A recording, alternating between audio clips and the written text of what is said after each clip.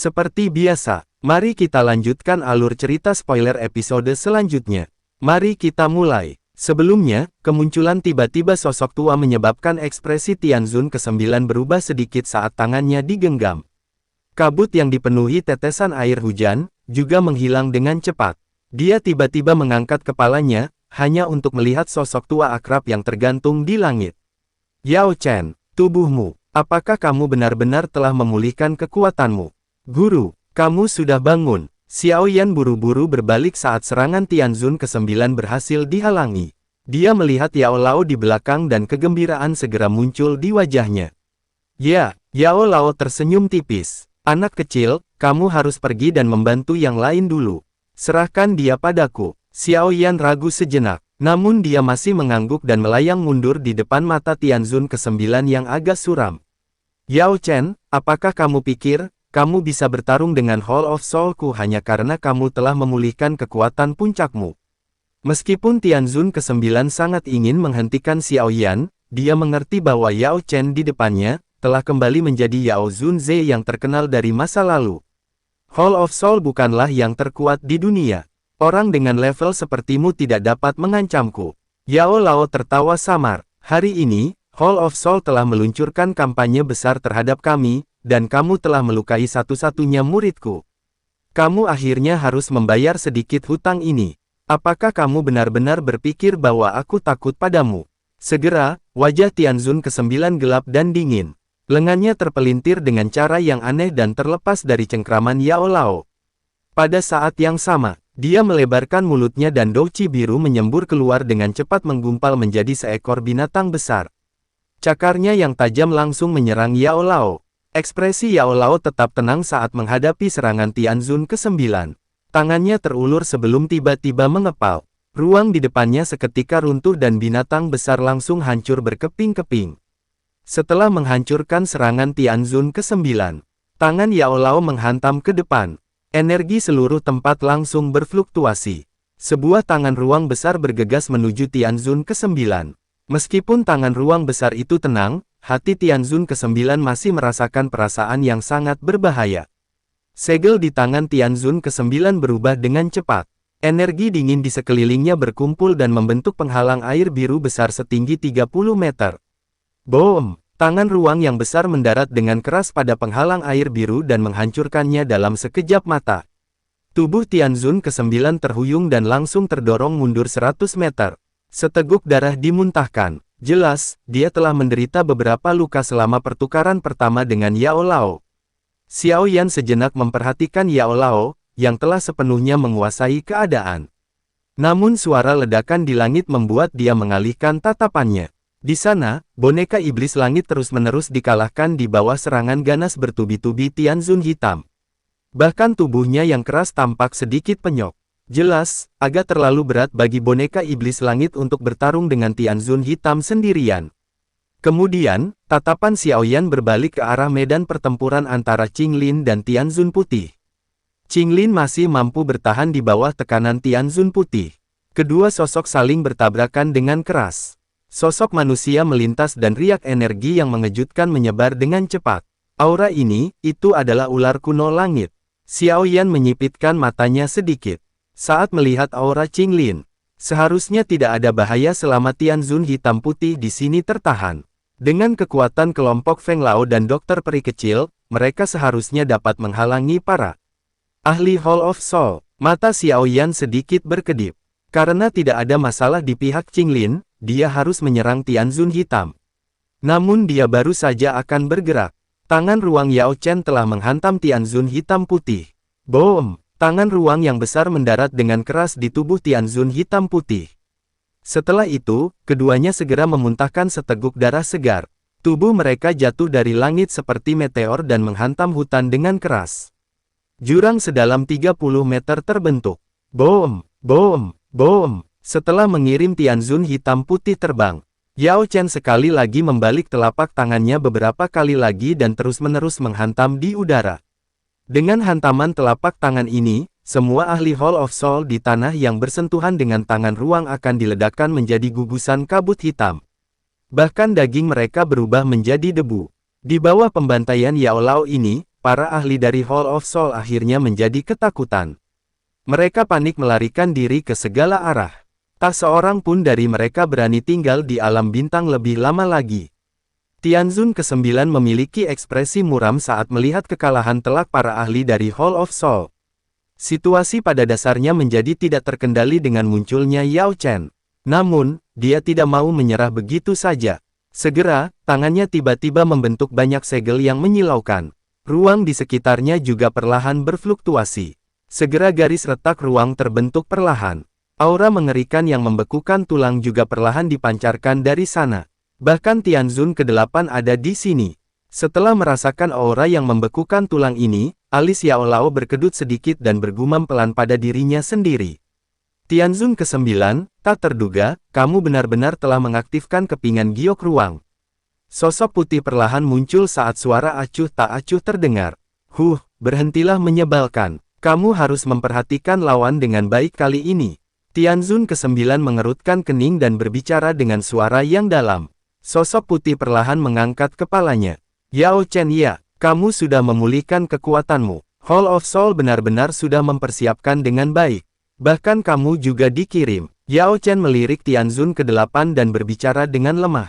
Tidak heran, dengan kekuatanmu sendiri, kamu memang bukan tandingannya.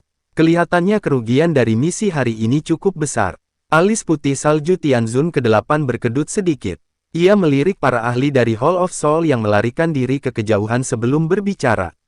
Aku sendiri mungkin tidak cukup untuk menghadapinya, namun, jika kita berdua bergandengan tangan, tidak mungkin untuk mengatakan siapa yang akan dikalahkan.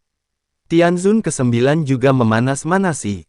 Kamu juga pernah dikalahkan olehnya.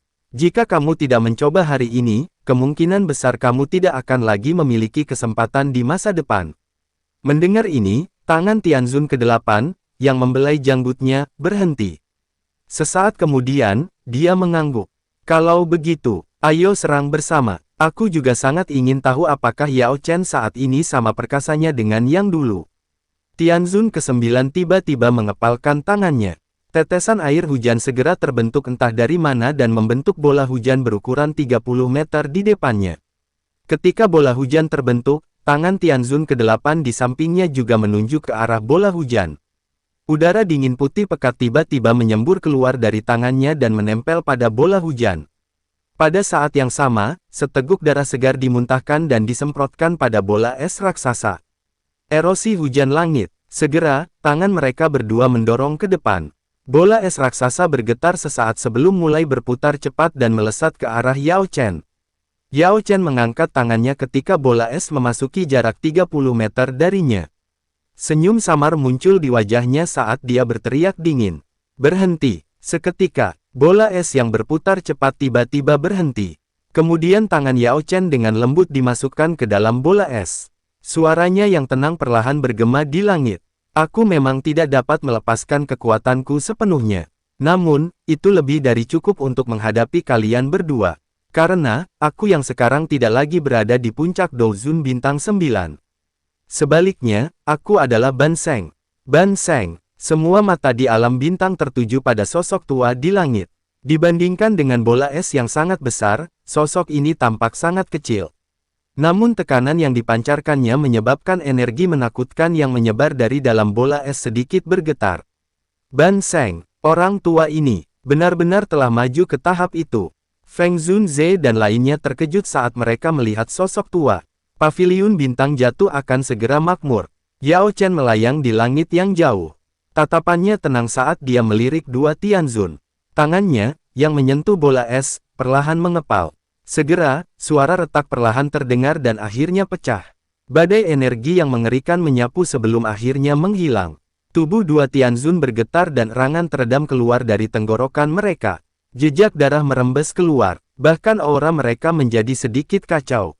Tianzun ke-8, mundur. Tianzun ke-9 menghirup udara dalam-dalam saat dia dengan tegas berteriak.